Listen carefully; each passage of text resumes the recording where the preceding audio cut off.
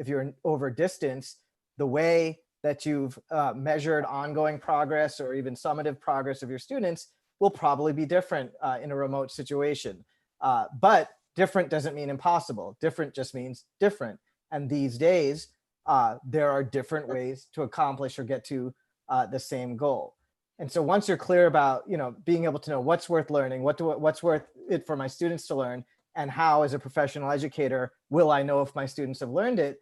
Now you start talking about instructional methodologies. Okay, now how am I going to communicate concepts and ideas, and how are students going to demonstrate their understanding of it along the way?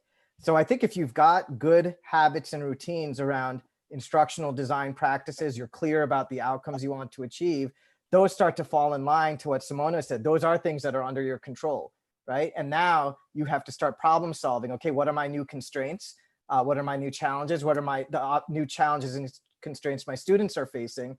And then you start trying to examine solutions and testing things out and finding things that can work in the most scenarios, because it's very unlikely that you're going to find something that's going to work in all scenarios. But it's almost like the mindset of the educator has to be both clear on what needs to be done, but willing to recognize that you might go deep down one path only to learn, you know what, I have to quickly pivot. But that's okay, because you learned a lot by investigating the wrong solution.